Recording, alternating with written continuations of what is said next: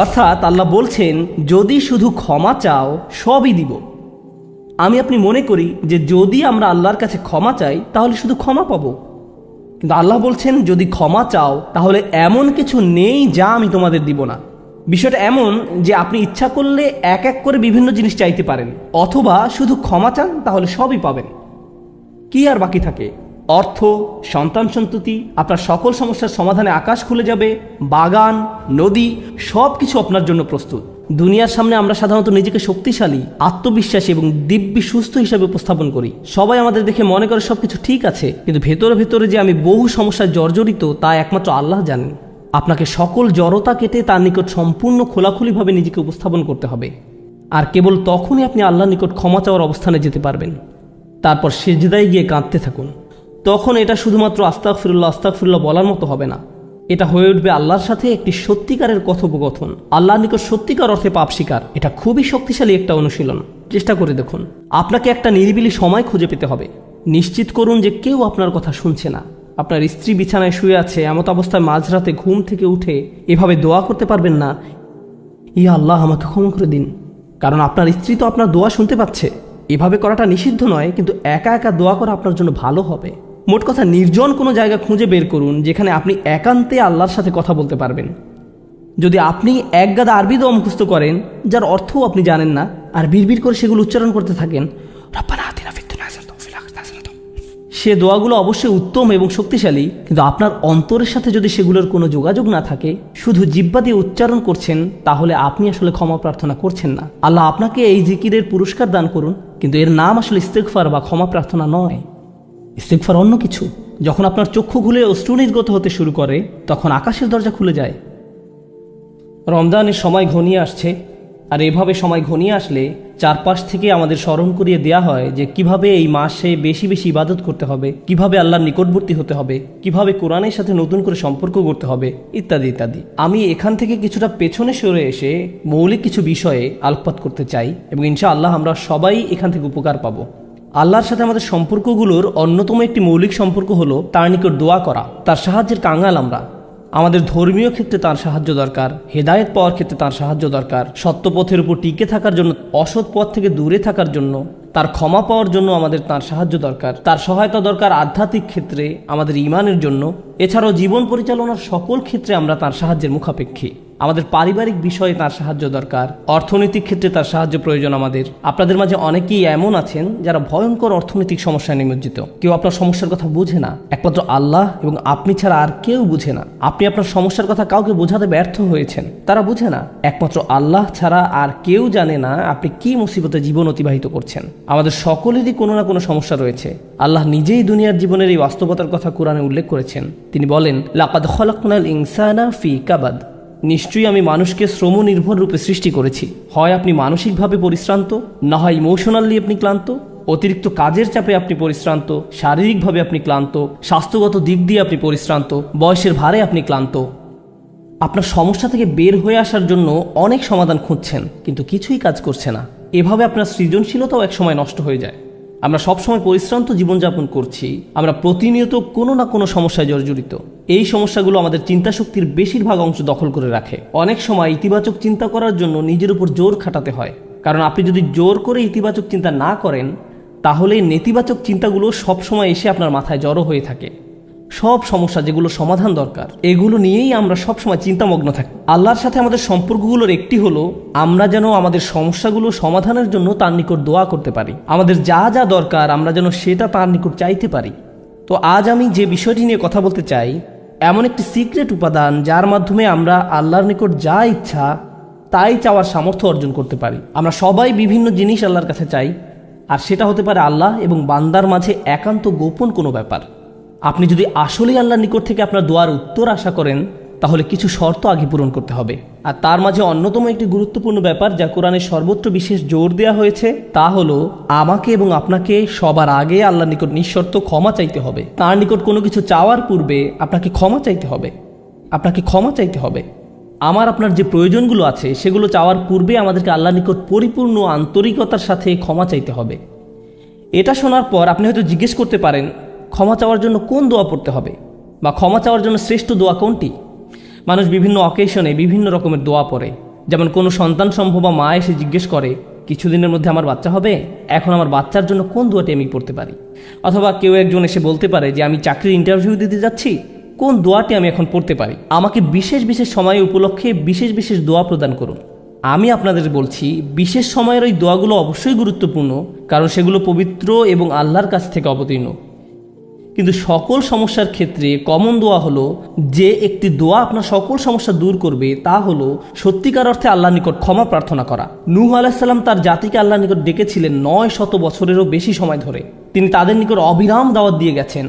তার নবুয়তি জিন্দেগির শেষ দিকে এসে তিনি পেছনে ফিরে দেখেন এবং তিনি তাদের নিকট যে বার্তাটি দিতে চেয়েছিলেন তার একটা সারাংশ দাঁড় করিয়েছেন। তিনি তাদের উদ্দেশ্যে শুধু একবার বা দুইবার কথা বলেননি। তিনি বলেন, হে আমার পালনকর্তা, আমি আমার সম্প্রদায়কে দিবারাত্রি দাওয়াত দিয়েছি। তিনি রাতেও কোনো বিরতি নেননি। কোরআনের একটি সূরা তার নামে নামকরণ করা হয়েছে, সূরাত নূহ। সেখানে এই গোটা সময় ধরে যে তার সম্প্রদায়কে তিনি দাওয়াত দিয়ে গেছেন তার একটা সারমর্ম তুলে ধরা হয়েছে। আমি তোমাদের কাছ থেকে কি আশা করেছিলাম? কুল্লামা দাআউতু লিতাগফিরা লাহুম। আর এই গোটা সময় ধরে আমি তাদেরকে এই ধর্মের দিকে আহ্বান করেছি যেন আপনি তাদেরকে ক্ষমা করেন ইয়া রব, যেন আপনি তাদেরকে ক্ষমা করেন ইয়া রব। আমি ঠিক এই কথাগুলো তাদের বারবার বলেছি। ফাকুলতু ইস্তিগফারু রব্বাকুম। অতবার বলেছি তোমরা তোমাদের পালনকর্তার ক্ষমা প্রার্থনা করো। ইন্নাহু কানা গফফারা। নিশ্চয়ই আল্লাহ হলেন এমন সত্তা যিনি বারবার ক্ষমা করতে থাকেন। এরপর তিনি যা বলছেন তা খুবই অসাধারণ। আমি চাই আপনারা এই বিষয়টা উপলব্ধি করুন যে তিনি কোন ধরনের মানুষগুলোর উদ্দেশ্যে কথা বলছিলেন। তিনি ইতিহাসের অন্যতম খারাপ একটা সম্প্রদায়ের উদ্দেশ্যে কথা বলছিলেন। নূহ আলাইহিস সালামের সম্প্রদায়কে পৃথিবীর অন্যতম চরম অবাধ্য জাতিগুলোর একটি হিসাবে বর্ণনা করা হয়েছে। সূরাতুজ জারিয়াতে আল্লাহ বিভিন্ন জাতি সম্পর্কে বর্ণনা করেছেন যারা আল্লাহর বিরুদ্ধে, তাদের নিকট প্রেরিত রাসূলদের বিরুদ্ধে বিদ্রোহ ঘোষণা করেছিল, ফলে তাদের ধ্বংস করে দেয়া হয়েছিল। সূরা আন-নাজমে যখন নূহ আলাইহিস সালামের জাতির কথা আসলো, তিনি বললেন, ওয়া কওমু নূহিন মিন ক্বাবলু ইন্নাহুম কানু হুম আযলামু ওয়া আতগা। আর পূর্বে নূহের কওমকেও, নিশ্চয়ই তারা ছিল অতিশয় জালিম এবং চরম অবাধ্য। বিষয়টা যৌক্তিক মনে হয়। অন্য সকল নবীর মতো শুধু এক প্রজন্মের জন্য তাদের নবী ছিলেন না, প্রতি শতাব্দীতে 3-4 প্রজন্ম মানুষের জন্য শতাব্দীর পর শতাব্দী ধরে তাদের একজন নবী ছিল। প্রতি 20 বছর পর পর নতুন নতুন প্রজন্মের আবির্ভাব ঘটে। আর নূহ আলাইহিস সালাম এটা দেখেছিলেন শতাব্দীর পর শতাব্দী ধরে। প্রতি 20 বছর পর পর নতুন নতুন প্রজন্মের আবির্ভাব ঘটে। তিনি 40 থেকে 50 প্রজন্মের মানুষদের দেখেছিলেন, আর তারা সবাই তাকে প্রত্যাখ্যান করেছিল। আর তিনি সকল প্রজন্মকে একই দাওয়াত দিয়ে যাচ্ছিলেন। একটি উদ্দেশ্যকে সামনে রেখে আমি এই বিষয়টির উপর আলোকপাত করছি। তিনি চরম অবাধ্য এক জাতির উদ্দেশ্যে কথা বলছিলেন। তাদের নিকট তিনি কি প্রস্তাব তুলে ধরেন?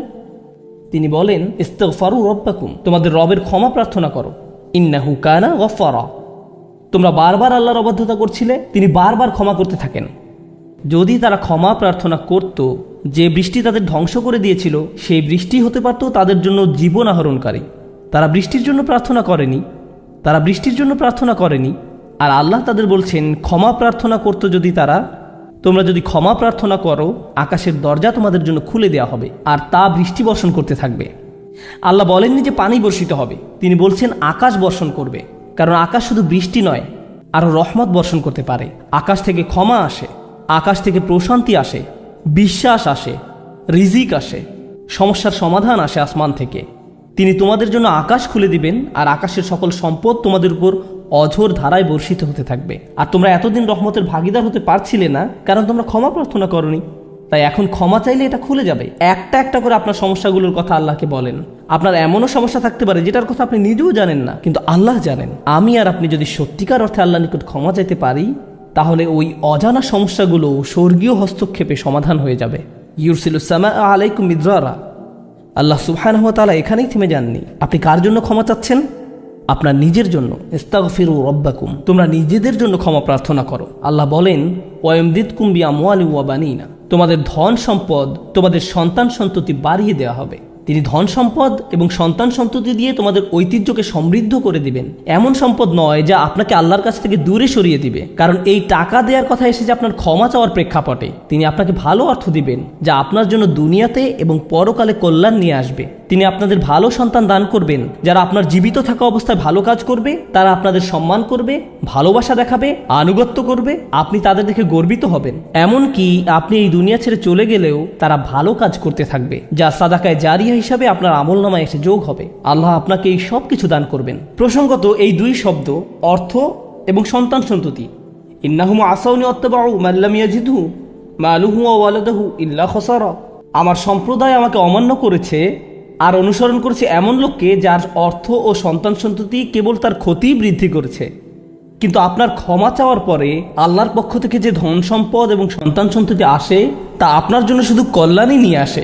একই ধন সম্পদ এবং সন্তান সন্ততি, পার্থক্য হলো এখন তাদের উপর আল্লাহর ক্ষমা ও রহমত রয়েছে। বিষয়টা এমন যেন তারা দূষিত হয়ে গিয়েছে, যতক্ষণ না আল্লাহ তার ক্ষমার মাধ্যমে তাদের পরিশুদ্ধ করেন। আল্লাহর নিকট ক্ষমা প্রার্থনা করলে কত শত পথ আপনার জন্য খুলে যাবে, আসমানের দরজা আপনার জন্য এমনভাবে খুলে যাবে যে আপনি কল্পনাও করতে পারবেন না। আপনি সবকিছু আরো ভালোভাবে বুঝতে পারবেন, আপনার ব্যক্তিগত সমস্যাগুলো দূর হতে শুরু করবে। উদাহরণস্বরূপ রাগের কথা ধরা যাক। রাগ হওয়া থেকে মুক্তি পাওয়া আসলেই অনেক কঠিন। বহু মানুষ খুবই সমস্যাপূর্ণ জীবনযাপন করে, খুব অল্পতেই রেগে যান, কিছু একটা তাদের সামান্যতেই ক্রোধান্বিত করে আর তারা এর সাথে লড়াই করতে পারেন না। তারা তাদের এই সমস্যাটা বুঝতে পারেন কিন্তু নিজের কাছে অসহায় হয়ে পড়েন এবং মনে মনে ভাবেন, না, আমার পক্ষে এই রাগ হওয়া থেকে মুক্তি পাওয়া সম্ভব না। হুদায়বিয়ার সন্ধির সময় সাহাবীরা খুবই রাগান্বিত হয়ে পড়েছিলেন। তাদের রাগ দূর করা সম্পর্কে আল্লাহ কি বলছেন? তিনি বলছেন, ওয়া আনজালাস সাকিনাতা ফি কুলুবিল মুমিনিন, তিনি আকাশ থেকে বিশ্বাসীদের অন্তরে প্রশান্তি নাজিল করলেন। প্রশান্তি আমাদের নিজেদের কাছ থেকে আসে না, আমরা নিজেদের প্রশান্ত করতে পারি না। মুসা আলাইহিস সালামের মা ভয়ে টেনশনে প্রায় মারা যাচ্ছিলেন যখন তার ছোট শিশু একটা বক্সে বন্দি করে পানিতে ভাসিয়ে দিলেন। লাউলা আর রাবাতনা আলা কলবিহা, যদি আমি তার হৃদয়কে দৃঢ় করে না দিতাম। তার নিজের পক্ষে সে অন্তরকে দৃঢ় করা সম্ভব ছিল না। ঐশ্বরিক হস্তক্ষেপ বলে এটা ব্যাপার আছে। আল্লাহ তার অন্তরকে দৃঢ় করেছিলেন, যা আমাদেরকে আমাদের ব্যক্তিগত দুর্বলতা এবং প্রবণতা থেকে সুস্থ হতে সাহায্য করে। কিছু কিছু মানুষ অশ্লীলতার প্রতি খুবই আকৃষ্ট হয়ে পড়ে, কেউ কেউ ক্রোধ নিয়ন্ত্রণ করতে পারে না, আবার কেউ কেউ মারাত্মক লোভী, সবসময় শুধু টাকা পয়সা নিয়ে চিন্তামগ্ন থাকে। তারা এইসব থেকে বের হয়ে আসতে চায় কিন্তু নিজেদের সাথে যুদ্ধ করে পারে না। এই সব সমস্যার সমাধান আসে আল্লাহর পক্ষ থেকে। আপনার একান্ত ব্যক্তিগত গভীর সমস্যার সমাধান আসে আসমান থেকে। বৃষ্টি যেমন পৃথিবীকে পরিষ্কার করে দেয়, তেমনি আসমান থেকে আল্লাহর রহমত এসে আপনার সমস্যাগুলোকেও ধুয়ে মুছে পরিষ্কার করে দেয়। ওয়ায়াজআল লাকুম জান্নাতিন ওয়ায়াজআল লাকুম আনহারা, তোমাদের জন্য উদ্যান স্থাপন করবেন, তোমাদের জন্য নদীনালা প্রবাহিত করবেন। অর্থাৎ আল্লাহ বলছেন, যদি শুধু ক্ষমা চাও সবই দিব।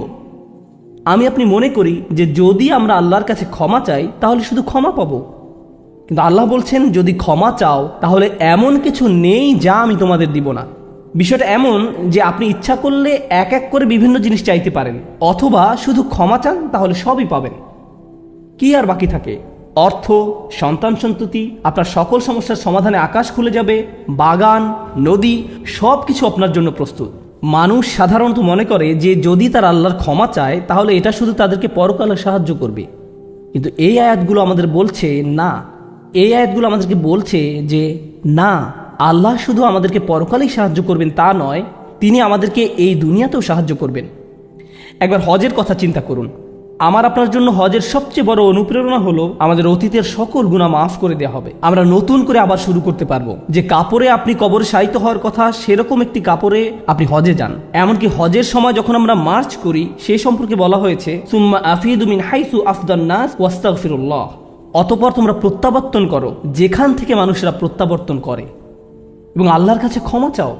হজের মূল বিষয় হলো আল্লাহর নিকট ক্ষমা চাওয়া, এটাই হজের মূল উদ্দেশ্য।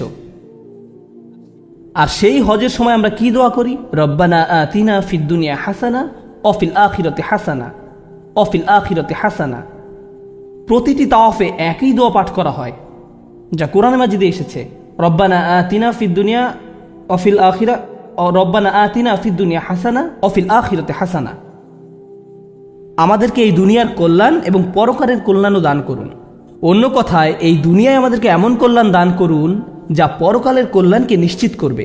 এরকম কিছুর অস্তিত্ব রয়েছে, আর এই সব কিছু আমরা তখনই পাব যখন আমি আপনি আন্তরিকতার সাথে আল্লাহর নিকট ক্ষমা চাইব। খুতবার এই অংশটার উদ্দেশ্য ছিল আপনাদের নিকট ক্ষমা চাওয়ার কিছু উপকারিতা তুলে ধরা, ক্ষমা চাওয়ার লক্ষ্য বর্ণনা করা। কিন্তু আমরা এখনো বলিনি যে কিভাবে ক্ষমা চাইব। কেউ কেউ কৃত্রিম উপায়ে ক্ষমা চায়, আস্তাগফিরুল্লাহ আস্তাগফিরুল্লাহ আস্তাগফিরুল্লাহ। কারো কারো জন্য এটা এত নকল যে একবার আলী রাদিয়াল্লাহু তাআলা আনহু একজনকে এরূপ করতে দেখে বললেন, তোমার ইস্তেগফারেরও ইস্তেগফার প্রয়োজন, এর মাধ্যমে শুধু জিহ্বার ব্যায়ামই হয়। আর কিছু না। আমি এখন আপনাদের এমন একটি বিষয়ের কথা বলবো যা আমাদেরকে আল্লাহর নিকট ক্ষমা চাওয়া থেকে বিরত রাখে। বিষয়টা একজনের কাছে কতটুকু প্রত্যাশা করা হয় তার সাথে সম্পর্কযুক্ত। কিছু কিছু মানুষ মনে মনে এই সিদ্ধান্তে উপনীত হয়ে যায় যে আমি সারা জীবন ধরে অসংখ্য পাপে নিমজ্জিত ছিলাম, আল্লাহ মনে হয় আমাকে খুব একটা পছন্দ করেন না। কোনো কোনো মানুষ এমনকি এতদূর পর্যন্ত চলে যায় যে বলে ওঠে আল্লাহ আমাকে পছন্দ করেন না, আল্লাহ আমার উপর খুবই রাগান্বিত। আমি জানতাম আল্লাহ এই কাজগুলো আমাকে করতে নিষেধ করেছেন, কিন্তু তারপরেও আমি করেছি। শুধু একবার নয়, বহুবার এই খারাপ কাজগুলো করেছি। সুতরাং আল্লাহর ভালো মানুষের তালিকায় আমি নেই, আমার নামাজের কোনো দাম নেই। মানুষ যখন নিজের সম্পর্কে এইরকম ধারণা পোষণ করে তখন সে কি করে জানেন? আমি তো খুবই খারাপ মানুষ। আপনি কি আমার জন্য একটু দোয়া করতে পারবেন? কারণ আমি ইতোমধ্যে দোয়া করার যোগ্যতা হারিয়ে ফেলেছি। এখন আপনাকে আমার জন্য দোয়া করতে হবে, কারণ আমি আশা করছি আল্লাহ অন্তত আপনার দোয়া কবুল করবেন। এতে হয়তো আমার একটা সুযোগ তৈরি হতে পারে, কারণ আমার কথা তিনি শুনবেন না। আপনাদেরকে আবার একটু পিছনে নিয়ে যাই। নূহ আলাইহিসসালাম কাদের কাছে আল্লাহর নিকট ক্ষমা চাওয়ার এই প্রস্তাব তুলে ধরেছিলেন? নূহ আলাইহিসসালাম কি এমন মানুষদের নিকট এই প্রস্তাব তুলে ধরেছিলেন যারা সারা রাত মসজিদে কাটাতো, যারা প্রতি বছর হজ পালন করতে যেত, রোজা রাখত এবং অন্যান্য সৎ কাজ করত? না, নূহ আলাইহিসসালাম ক্ষমা পাওয়ার এই প্রস্তাব তুলে ধরেন ইতিহাসের অন্যতম একটি বিদ্রোহী সম্প্রদায়ের প্রতি, যারা প্রজন্মের পর প্রজন্ম ধরে বিদ্রোহী ছিল। তিনি তাদের বলেন, তোমরা যদি শুধু ক্ষমা চাও, আল্লাহ শুধু তোমাদের ক্ষমা করবেন তাই নয়, বরং তিনি তোমাদের জন্য আকাশের ধনভাণ্ডার খুলে দেবেন। নিজের সম্পর্কে এমন বলবেন না যে আমি অনেক দূরে হারিয়ে গেছি, যদি কিছু হয় তা হবে আমার মায়ের দোয়াতে বা অন্য কারো দোয়াতে। আপনার মনের এমন অবস্থার সুযোগ গ্রহণ করে শয়তান। মানুষের মনের হতাশাজনক পরিস্থিতির সুযোগ গ্রহণ করে শয়তান, আর এর মাধ্যমে তাকে শিরকে নিমজ্জিত করে। এই হতাশা শিরকের একটি দরজা। কেন জানেন? তখন মিথ্যা ধর্ম আসে এবং আপনাকে বলে আপনি তো অনেক বড় পাপী, আপনার পক্ষে ক্ষমা পাওয়া সম্ভব নয়। যিশুকে বলুন আপনাকে ক্ষমা করে দিতে। আপনি যিশুর সাথে ভালো সম্পর্ক করুন, তিনি আল্লাহর সাথে আপনার সম্পর্ক ভালো করে দিবেন। আল্লাহ এবং আপনার মাঝখানে যিশু এসে দাঁড়াবে, অথবা তারা অন্য কাউকে মাঝখানে দাঁড় করাবে, বলবে অমুক পীর, তার কবরের কাছে গিয়ে কিছু চকলেট রাখো। তাহলে তিনি আল্লাহকে বলবেন আপনার সমস্যার সমাধান করে দিতে। আপনি এখন আল্লাহর সাথে কথা বলতে পারবেন না জিহ্বার মাধ্যমে ক্ষমা চাওয়া এবং অন্তরের মাধ্যমে ক্ষমা চাওয়া। মানুষ সাধারণত নিজের পক্ষে যুক্তি দিয়ে থাকে। আমি যদি কোনো কারণে আপনার সমালোচনা করি, যেমন ধরুন কাউকে বললাম এই যে আমি আপনাকে অমুক অমুক কথা বলতে শুনেছি, সে তাৎক্ষণিক হয়তো বলে উঠবে এক্সকিউজ মি, আমি এমনটা বোঝাতে চাইনি, আপনি তো পুরো ঘটনাটা জানেনই না। আপনি সাথে সাথে নিজের পক্ষে যুক্তি দিতে শুরু করেন, আত্মরক্ষামূলক হয়ে ওঠেন। বালিল ইনসানু আলা নাফসিহি বাসীরা ওয়ালাউ আলকা মাআযিরা। মানুষ নিজের সম্পর্কে সুধারণা পোষণ করে, তারা প্রচুর অজুহাত দেখায়। আপনি যদি আসলেই আল্লাহর ক্ষমা চান, আপনাকে নিরিবিলি একটা সময় খুঁজে পেতে হবে। যদি আরবিতে দোয়া করতে না পারেন কোনো সমস্যা নেই, আপনি শুধু পাঞ্জাবি, বাংলা, বাহাসা বা উর্দু জানেন, কোনো ব্যাপার না। আপনি আপনার নিজস্ব ভাষাতেই আল্লাহর সাথে কথা বলুন, আন্তরিকতার সাথে আপনার অপরাধগুলো স্বীকার করুন, কোনো অজুহাত দেখাবেন না।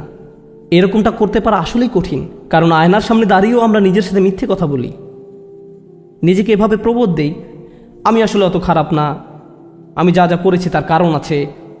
যখন আপনি আল্লাহর সামনে দাঁড়াবেন, নিজের কাজের বৈধতা দেওয়ার কথা ভুলে যান।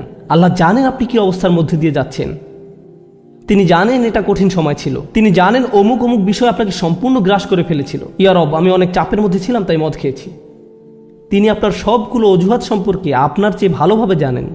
আপনাকে অকপটে তার নিকট আসতে হবে, ফিল্টার ছাড়া, কোনো দ্বিধাদ্বন্দ্ব ছাড়া, নির্দ্বিধায়, কোনো রকমের বিব্রত বোধ করা ছাড়া। অনেক সময় আমরা নিজেদের পাপ স্বীকার করতে বিব্রত বোধ করি, একরাশ লজ্জা এসে আমাদের জড়িয়ে ধরে। কিন্তু যতক্ষণ না আপনি আল্লাহর নিকট অকপটে সকল পাপ স্বীকার করে নিচ্ছেন, আর এভাবে যখন নিজের উপর যে অন্যায়গুলো এতদিন ধরে করে এসছেন তা আপনি মুখ দিয়ে উচ্চারণ করতে শুরু করবেন, আমার বিশ্বাস করতে কষ্ট হয় যে সে সময় আপনার চোখ দিয়ে কোনো অশ্রু নির্গত হবে না।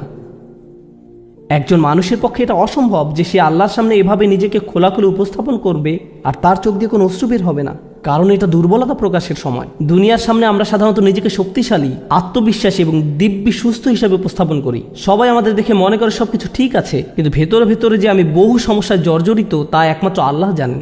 আপনাকে সকল জড়তা কেটে তার নিকট সম্পূর্ণ খোলাখুলিভাবে নিজেকে উপস্থাপন করতে হবে, আর কেবল তখনই আপনি আল্লাহর নিকট ক্ষমা চাওয়ার অবস্থানে যেতে পারবেন। তারপর সিজদায় গিয়ে কাঁদতে থাকুন। তখন এটা শুধুমাত্র আস্তাগফিরুল্লাহ আস্তাগফিরুল্লাহ বলার মতো হবে না, এটা হয়ে উঠবে আল্লাহর সাথে একটি সত্যিকারের কথোপকথন, আল্লাহর নিকট সত্যিকার অর্থে পাপ স্বীকার। এটা খুবই শক্তিশালী একটা অনুশীলন, চেষ্টা করে দেখুন।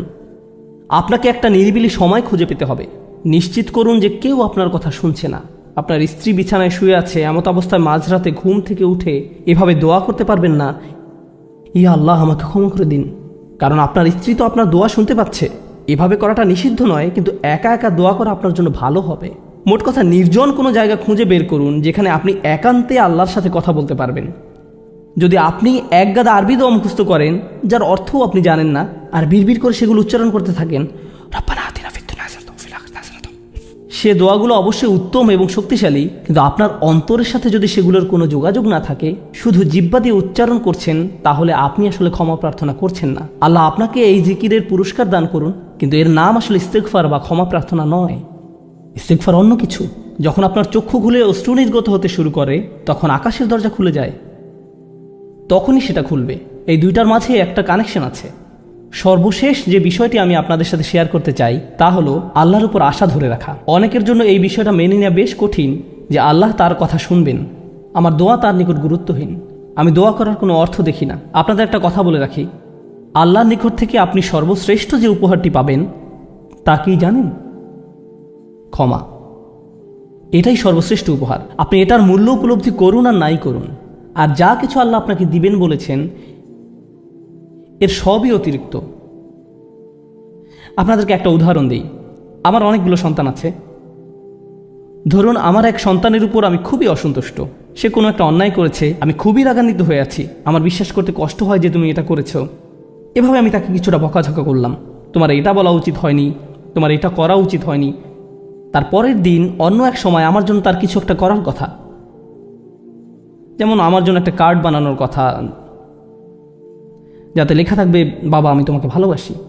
সে জিনিসটা আঁকলো, কিন্তু তারপর কি মনে করে কাগজটা টুকরা টুকরা করে ময়লার বক্সে ফেলে দিল। এটা দেখে তার অন্য ভাই বলল, তুমি এটা ফেলে দিলে কেন?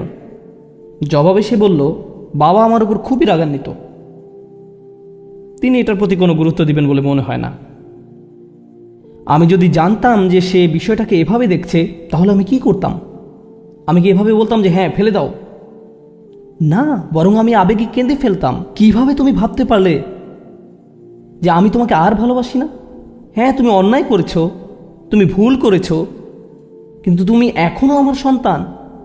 তুমি 1000 বার ভুল করলেও আমি তোমাকে ভালোবাসবো। আমাকে ওই কার্ডটি দাও, আমি সেটা ফ্রেমে বাঁধিয়ে রাখবো, ময়লার বাক্স থেকে নিয়ে গ্লাসে আটকিয়ে রাখবো, সারা জীবন ধরে যত্ন করে রাখবো। কেন? কারণ আমি আমার সন্তানদের ভালোবাসি, তারা যতই ভুল করুক না কেন, এমনকি যদি তাদের আচরণ আমাকে রাগান্বিতও করে। এটা শুধু আমি এবং আমার সন্তানদের সম্পর্ক। কিন্তু আমি আমার আর সন্তানদের নিয়ে কথা বলছি না। এই উদাহরণের মাধ্যমে আমি কথা বলছি আমার এবং আল্লাহর সম্পর্ক নিয়ে। আমি ভুল করি, আল্লাহ এমনকি আমাকে বকাঝকাও করেন না। আমি ভুল করার কারণে তিনি আমার উপর বজ্রপাত করেননি, তিনি আমাকে জাহান্নামে নিক্ষেপ করেননি, তিনি আমার হার্টবিট বন্ধ করে দেননি। যখনই আমি মিথ্যে বলি, আমি বোবা হয়ে যাই না। প্রতিবার হারাম কিছু খেয়ে ফেলার কারণে আমার হাত অবশ হয়ে যায় না, হারাম কিছুর দিকে তাকানোর কারণে আমি অন্ধ হয়ে যাইনি। তিনি এখনো দিয়েই যাচ্ছেন। আর আমি কিনা চিন্তা করতে শুরু করলাম যে আল্লাহ আমাকে আর ভালোবাসেন না। আল্লাহর সাথে আমার সম্পর্ক একসময় ভালো ছিল, কিন্তু এখন যেহেতু আমি খারাপ হয়ে গিয়েছি, তাই ভালোবাসাও এখন হারিয়ে গেছে। তাহলে দোয়া করার কি অর্থ আছে? মনে রাখুন, আল্লাহর মতো কেউ আপনাকে ভালোবাসে না। আমি আমার সন্তান বা পিতামাতার প্রতি যে ভালোবাসা প্রদর্শন করি, তা আল্লাহ তাআলা আমার ভেতরে দিয়েছেন। আমরা এমনি এমনি কাউকে ভালোবাসতে সক্ষম নই। ভালোবাসা আল্লাহর পক্ষ থেকে একটি উপহার। যদি আল্লাহর দুইটি সৃষ্টির মাঝে ভালোবাসা এত দৃঢ় হয়, আমাদের পক্ষে কল্পনাও করা সম্ভব নয় যে আমাদের জন্য আল্লাহর ভালোবাসা কত প্রগাঢ়, যে আমাদের জন্য আল্লাহর ভালোবাসা কত গভীর। কেউ এর বিপরীত বললে তার কথায় কান দিবেন না। একমাত্র যে মনে করে আল্লাহ তাকে ঘৃণা করে, তার কোনো আর আশা নেই, সে হলো শয়তান। সে এটা বিশ্বাস করে। তার ক্ষমা চাওয়ার কোনো কারণ নেই, কারণ তার সকল আশা হারিয়ে গেছে, আর সে নিজের সম্পর্কে এটা মেনে নিয়েছে। এখন আপনি যদি নিজের সম্পর্কে এরকম মনে করেন, তাহলে কার পথ আপনি অনুসরণ করছেন? একবার চিন্তা করে দেখুন। যদি আদম আলাইহিস সালাম জান্নাতে থাকা অবস্থায়, আর জান্নাতের চেয়ে উত্তম কোনো জায়গা তো আর আপনার পক্ষে থাকা সম্ভব নয়, তারপর তিনি একটি ভুল করলেন আর আল্লাহ আযজা ওয়া জাল্লা তাকে দুনিয়াতে পাঠিয়ে দিলেন। এখন আদম আলাইহিস সালাম যদি এরকম চিন্তা করতেন, আমার এত বড় একটা ডিমোশন হয়ে গেল, আমি কিভাবে আল্লাহর সাথে আবার কথা বলবো? আমি তাকে এত হতাশ করার পর কিভাবে কথা বলবো? কিন্তু আল্লাহ তাকে শিখিয়ে দিলেন কি করতে হবে, কিভাবে তার অন্তর আবার ঠিক করতে হবে। রব্বানা যালামনা আনফুসানা ওয়া ইল্লাম তাগফির লানা ওয়া তারহামনা লানাকুনান্না মিনাল খাসিরিন। জান্নাতের তুলনায় দুনিয়া তো কিছুই না। তিনি জান্নাত থেকে দুনিয়ায় এলেন, এত দূর নেমে আসা সত্ত্বেও এখনও তিনি আল্লাহর নিকটেই আছেন। এই শব্দগুলোই আল্লাহর সাথে তার সম্পর্ক আবার জুড়ে দিল। দোয়ার উপর আস্থা হারাবেন না। এত দূর নেমে আসা সত্ত্বেও এখনও তিনি আল্লাহর নিকটেই আছেন। আন্তরিকভাবে আল্লাহর কাছে কিভাবে দোয়া করবেন তার প্রস্তুতি এখনই শুরু করুন। মনে রাখুন, আল্লাহ আপনাদের সবার দোয়া শুনবেন। উজিবু দাওয়াতাদ-দাঈ ইযা দাআন, এই ঘোষণাটি রমজান মাসের। আমি আহ্বানকারীটাকে সাড়া দেই যখন সে আমাকে ডাকে। এটা আল্লাহর অঙ্গীকার। আর আমি আপনি 1 নম্বর যে দোয়াটি করব তা হলো ক্ষমা চাওয়ার দোয়া। আল্লাহ আমাদেরকে এমন মানুষে পরিণত করুন যারা সত্যিকার অর্থে ক্ষমা চায়। আল্লাহ আমাদের অন্তরে তার নিকট ক্ষমা প্রার্থনা করার তীব্র ব্যাকুলতা তৈরি করে দিন। আল্লাহ আমাদের অন্তরকে এমন নরম করে দিন যেন আমাদের চোখ দিয়ে অশ্রু নেমে আসে। আমরা যারা তার নিকট ক্ষমা প্রার্থনা করি, আমাদের সবার জন্য আল্লাহ আজ্জা ওয়া জাল্লা তার রিজিকের দরজা খুলে দিন। সর্বশেষ একটা বিষয় মনে করিয়ে দিতে চাই যে আল্লাহ আজ্জা ওয়া জাল্লা অনেক পথভ্রষ্ট জাতিকে ধ্বংস করা থেকে বিরত থাকেন। কেন জানেন? কারণ সেখানে এমন মানুষ রয়েছে যারা আল্লাহ নিকট ক্ষমা চায়। শুধু তাদের মাঝে এমন কিছু মানুষ রয়েছে যারা এখনও আল্লাহ নিকট ক্ষমা প্রার্থনা করে। তাদের কারণেই আল্লাহ গোটা জাতিকে আর ধ্বংস করেন না। ইস্তিগফার করা মানুষে পরিণত হন। আল্লাহ আমাদের সবাইকে রক্ষা করুন। বারাকাল্লাহু লি ওয়া লাকুম। আসসালামু আলাইকুম ওয়া রাহমাতুল্লাহি ওয়া বারাকাতুহু।